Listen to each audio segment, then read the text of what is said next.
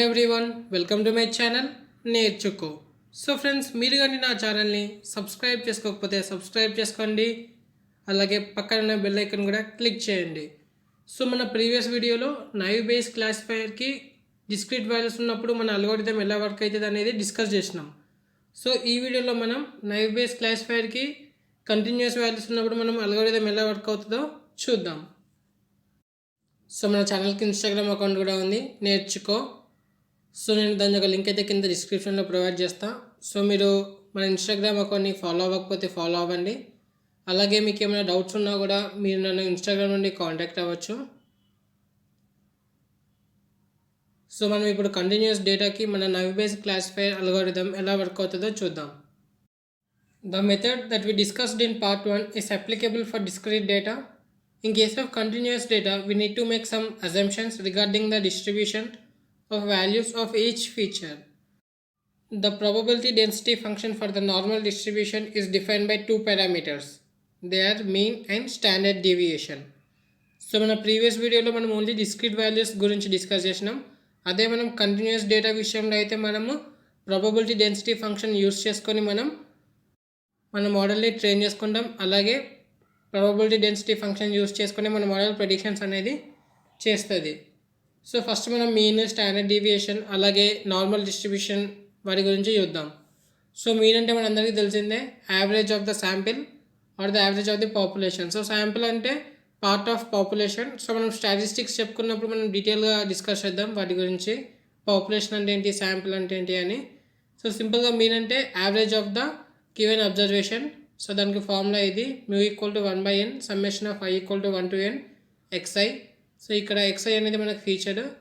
And standard డీవియేషన్కి formula ఇది, and normal డిస్ట్రిబ్యూషన్కి ఫార్ములా ఇది. So f of x equals to 1/√2π sigma e to the power of minus x minus mu whole square divided by 2 sigma square.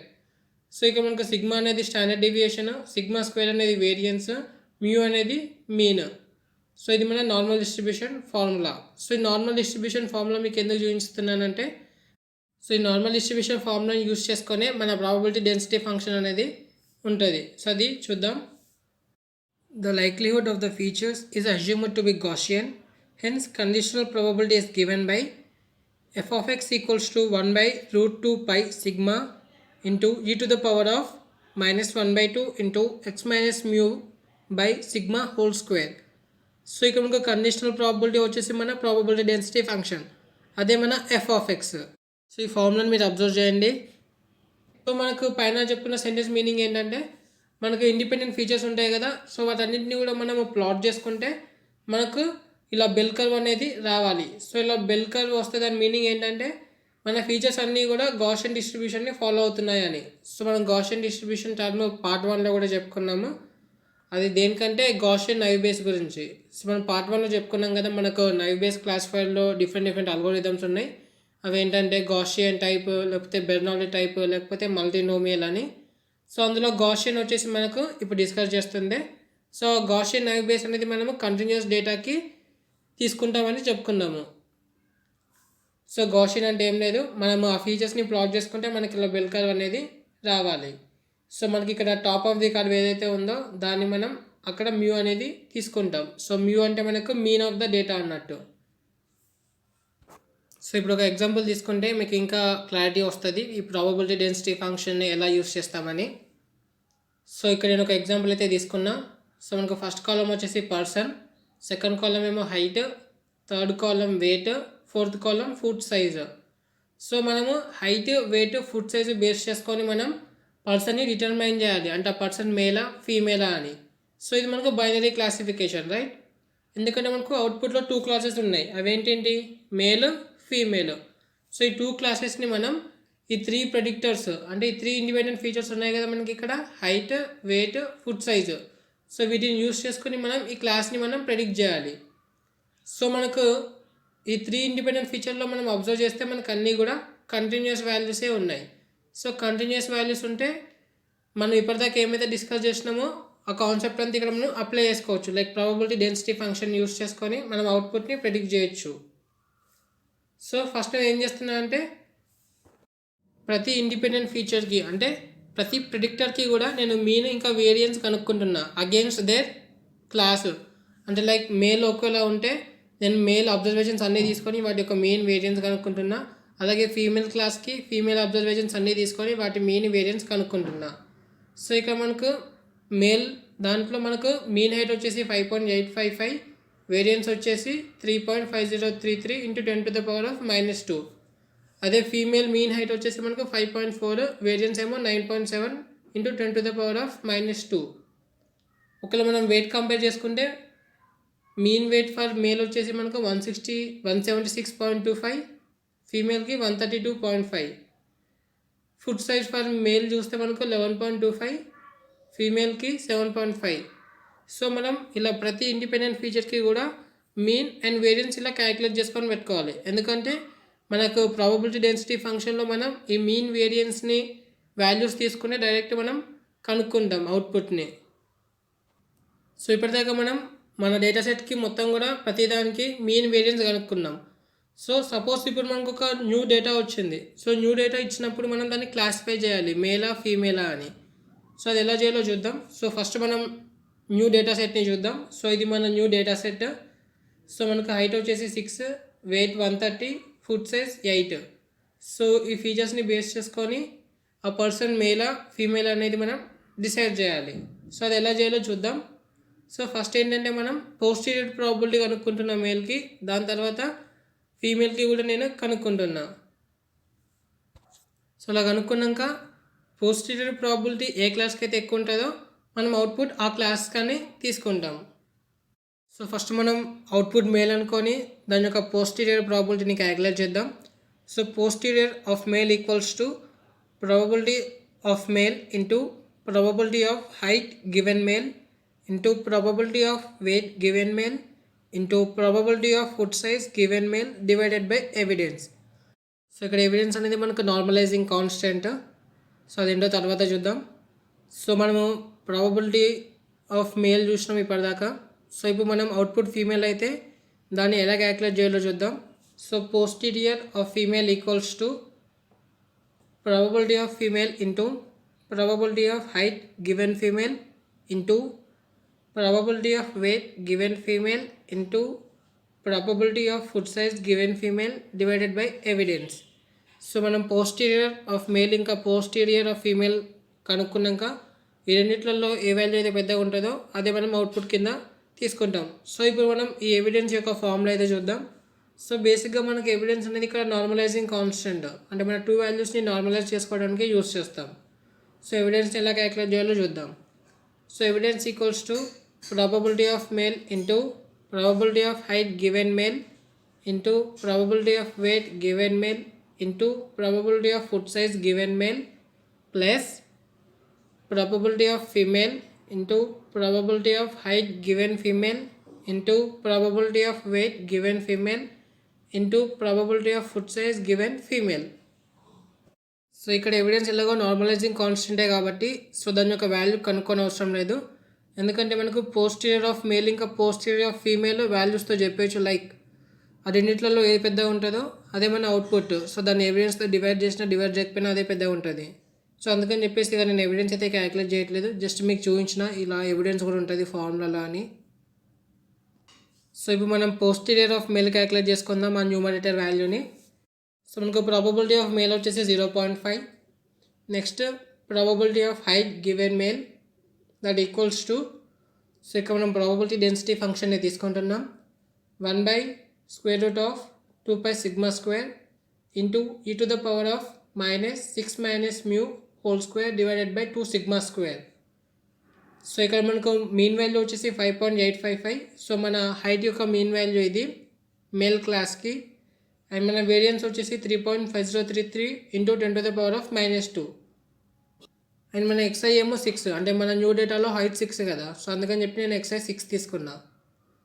So నేను ఈ value calculate చేసుకుంటే నాకు 1.5789 వచ్చింది. So ఇక్కడ మీకు డౌట్ రావచ్చు, లైక్ మనం ప్రాబబిలిటీని క్యాలిక్యులేట్ చేస్తున్నాం కానీ వాల్యూ మనకు 1 కన్నా ఎక్కువ ఉంది. అంటే ప్రాబబిలిటీలో మనకు ఓన్లీ వాల్యూ 0 to 1 ఉంటాయి. సో ఇక్కడ ఎక్కువ వచ్చింది అంటే తప్పు అనుకుంటారేమో, కానీ తప్పు కాదు. ఎందుకంటే ఇక్కడ మనకు ప్రాబబిలిటీ కాదు, ఇది ప్రాబబిలిటీ డెన్సిటీ ఫంక్షన్. సో మన ఫార్ములా ఏంటిది? ఇది ప్రాబబిలిటీ డెన్సిటీ ఫంక్షన్ యొక్క ఫార్ములా. సో ప్రాబబిలిటీ డెన్సిటీ ఫంక్షన్లో మనకు వాల్యూస్ 1 కన్నా ఎక్కువ కూడా రావచ్చు. సో నెక్స్ట్ మనం probability of weight given male చూద్దాం. So that equals to, so ఇక్కడ మనకు వెయిట్ వచ్చేసి 130 మేల్ది, అండ్ మనకు మీన్ వచ్చేసి ఇక్కడ 176.25 అండ్ వేరియన్స్ ఏమో 1.2292 ఇంటూ 10 స్క్వేర్. సో మనం మీన్ వేరియన్స్ ఉంది కాబట్టి, అలాగే మన ఎక్స్ఐ కూడా ఉంది, మ్యూ వాల్యూ. సో అది ఎంత ఉంది మనకి ఇక్కడ? మ్యూ వాల్యూ 130 ఉంది. సో అన్ని వాల్యూస్ ఉన్నాయి కాబట్టి మనం ప్రాబబిలిటీ డెన్సిటీ ఫంక్షన్ యొక్క వాల్యూ కనుక్కున్నాం. సో అది ఎంత వచ్చింది మనకు? 5.9881. సో అలాగే మనం probability of foot step given male కనుక్కుంటే మనకు అది ఎంత వచ్చిందంటే 1.3112 ఇంటూ 10⁻³ సో మన దగ్గర ఇప్పుడు ప్రాబబిలిటీ ఆఫ్ మేల్ ఉంది, probability of height given male, probability of weight given male, probability of foot step given male. So ఈ వాల్యూస్ ఉన్నాయి కాబట్టి మనం మన పోస్టీరియర్ ఆఫ్ మేల్లో న్యూమరేటర్ వాల్యూ అయితే కనుక్కోవచ్చు. సో వాటి యొక్క ప్రోడక్ట్ వచ్చేసి నాకు 6.1984 ఇంటూ 10⁻⁹ వచ్చింది. సో ఇది మన మేల్కి, పోస్టీరియర్ ఆఫ్ మేల్కి.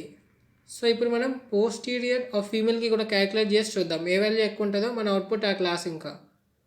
సో మన ప్రాబబిలిటీ ఆఫ్ ఫీమేల్ ఏమో 0.5, probability of weight given female. So ఇక్కడ మనం ప్రాబబిలిటీ డెన్సిటీ ఫంక్షన్ తీసుకొని మనం క్యాలిక్యులేట్ చేయొచ్చు. సో ఆల్రెడీ నేను మీకు చెప్పిన కదా ఎలా క్యాలిక్యులేట్ చేయాలని.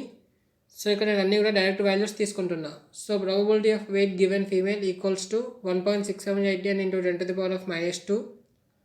Probability of height given female equals to 2.2346 into 10⁻⁻1. Probability of footstep given female equals to 2.8669 into 10⁻⁻1. So మన పోస్టీరియర్ ఆఫ్ ఫీమేల్ ఎంత వచ్చిందంటే 5.3778 ఇంటూ 10⁻⁻1. అదే మన మేల్కి ఎంత వచ్చింది? 6.1984 ఇంటూ 10⁻⁻9. సో మనకు పోస్టీరియర్ ఆఫ్ ఫీమేల్ ఎక్కువ ఉంది పోస్టీరియర్ ఆఫ్ మేల్ కన్నా. సో మన అవుట్పుట్ క్లాస్ వచ్చేసి ఫీమేల్. సో మన బిలో శాంపుల్ వచ్చేసి ఫీమేల్ కింద క్లాసిఫై చేసుకున్నాం. సో మన హైట్ ఏమో 6, వెయిట్ 130, ఫుట్ సైజ్ 8. సో ఈ వీడియోలో మనం కంటిన్యూస్ వాల్యూస్ ఉన్నప్పుడు మన నైవ్ బేస్ అల్గోరిథం ఎలా వర్క్ అవుతుందో చూసినాం. అలాగే మన పార్ట్ 1లో డిస్క్రీట్ వాల్యూస్ ఉన్నప్పుడు ఎలా వర్క్ అవుతుందో కూడా చూసినాం. సో ఇప్పుడు మనం ఈ గౌసియన్ నైవ్ బేస్ ఉంది కదా, దాన్ని మనం ఇంప్లిమెంట్ చేసుకుందాం. సో ఫస్ట్ ఏం చేద్దామంటే డేటా ప్రీ ప్రాసెసింగ్, దాని తర్వాత మన మోడల్ని ట్రైనింగ్ డేటా ఇంకా టెస్ట్ డేటా కింద స్ప్లిట్ చేసుకున్నాక మన మోడల్ని ట్రైనింగ్ డేటాతో ట్రైన్ చేద్దాం. దాని తర్వాత మనం రిజల్ట్స్ని ప్రెడిక్ట్ చేద్దాం టెస్ట్ డేటా యూస్ చేసుకొని. దాని తర్వాత విజువలైజేషన్. సో ఫస్ట్ నేను అన్ని ఇంపార్టెంట్ లైబ్రరీస్ కూడా ఇంపోర్ట్ చేసుకున్నా. Like import numpy as np, import matplotlib.pyplot as plt, import pandas as pd. So once మనం లైబ్రరీస్ అన్ని ఇంపోర్ట్ చేసుకున్నాక నెక్స్ట్ ఏం చేస్తామంటే మన డేటా సెట్ని తీసుకుంటాం. సో మన డేటా సెట్ని తీసుకొని రీడ్ చేసుకుంటాం. లైక్ పాండాస్లో మనకు రీడ్ CSV మెథడ్ ఉంది. సో మన డేటా సెట్ .csv ఫైల్ అయితే మనం రీడ్ CSV యూస్ చేసుకొని ఇంపోర్ట్ చేస్తాం. సో మన డేటా సెట్ వచ్చేసి సోషల్ నెట్వర్క్ cats.csv. సో ఇక్కడ నేను పాండాస్లో రీడ్ CSV మెథడ్ యూస్ చేసుకొని ఇంపోర్ట్ చేస్తున్నా. Data set equals to pd.readcsv social network cats.csv. So once మనం ఇంపోర్ట్ చేసుకున్నాక మన డేటా సెట్ని చూడాలి, లైక్ ఏమేమి కాలమ్స్ ఉన్నాయి అదంతా కూడా. సో అందుకోసం నేను డేటా సెట్ .head అని రాసుకున్నా. సో డేటా సెట్ .head ఏం చేస్తుందంటే మన డేటా సెట్లో ఫస్ట్ 5 రోస్ని మనకు ప్రింట్ చేస్తుంది. సో ఇది మన data set, sample of data set ఇది. సో మనకు ఏమేమి కాలమ్స్ ఉన్నాయంటే user ID, gender, age, estimated salary, purchased. So మనకు జెండర్, ఏజ్, ఎస్టిమేటెడ్ శాలరీ అనేవి 3 మనకి ఇండిపెండెంట్ వేరియబుల్స్. పర్చేస్డ్ అనేది మన డిపెండెంట్ వేరియబుల్, అంటే టార్గెట్ వేరియబుల్ అన్నట్టు పర్చేస్డ్. సో మనం ఏజ్ ఇంకా ఎస్టిమేటెడ్ శాలరీని బేస్ చేసుకొని ఆ పర్సన్ పర్చేస్ చేస్తారా లేదని చెప్పి ప్రెడిక్ట్ చేయాలి. సో ఇది మన binary classification data. So purchased 0 అంటే ఆ పర్సన్ కొనడు అని మీనింగ్, పర్చేస్డ్ 1 ఉంటే ఆ పర్సన్ కొంటాడు అని మీనింగ్. సో నెక్స్ట్ ఏం చేద్దామంటే మన డేటా సెట్లో ఏమైనా ఎంటీ వాల్యూస్ ఉన్నాయా లేవని చెప్పి చెక్ చేద్దాం. సో అది ఎలా అంటే డేటా సెట్ .isna.sum. సో ఇది మనకి ఏం రిటర్న్ చేస్తుంది అంటే మన కాలంలో అంటే ప్రతి కాలం కూడా చెక్ చేస్తుంది. సో ఏదైనా కాలంలో మనకి ఎంటీ వాల్యూ ఉంటే ఆ కాలం వాల్యూని ఇంక్రీజ్ చేస్తుంది అన్నట్టు. సో ఇనీషియల్గా కాలం వాల్యూ 0. సో వన్స్ ఈ కోడ్ని మనం రన్ చేసుకుంటే మనకి ఏమొచ్చిందంటే user ID 0, gender 0, age 0, estimated salary 0, purchased 0. So ఈ ప్రతి కాలం కూడా 0 0 0 0 వచ్చింది కాబట్టి మనకు కాలంలో ఎంటీ వాల్యూస్ లేవని. ఒకవేళ ఎంటీ వాల్యూస్ ఉంటే వాల్యూస్ అనేవి ఇంక్రీజ్ అవుతాయి, లైక్ 1 అవ్వచ్చు, 2 అవ్వచ్చు, ఇలా ఏదో ఒక ఇంటీజర్ వాల్యూకి ఇంక్రీజ్ అవుతుంది. సో అన్నీ కూడా 0 ఉన్నాయి కాబట్టి మనం చెప్పొచ్చు లైక్ ఈ డేటా సెట్లో ఎలాంటి ఎంటీ వాల్యూస్ కూడా లేవు అని. సో నెక్స్ట్ మనం ఫీచర్ మ్యాట్రిక్స్ ఇంకా డిపెండెంట్ వేరియబుల్ వెక్టర్ని క్రియేట్ చేద్దాం.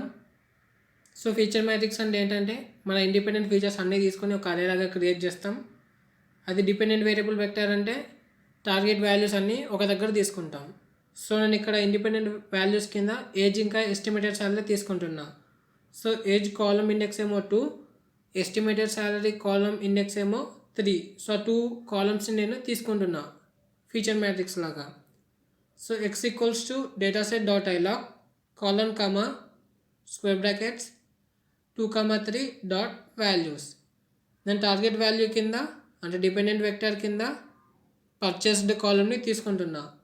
సో మన పర్చేస్డ్ కాలమ్ వచ్చేసి index 4. So y equals to dataset dot iloc colon comma 4 dot values.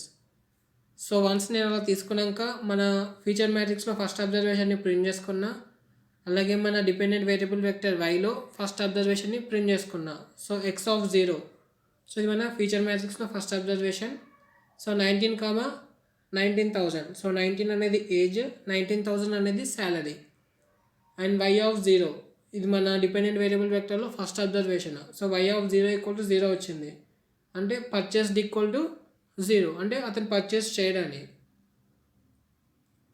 So next ఏం చేద్దామంటే మన డేటాని ట్రైనింగ్ సెట్ ఇంకా టెస్ట్ సెట్ కింద స్ప్లిట్ చేసుకుందాం.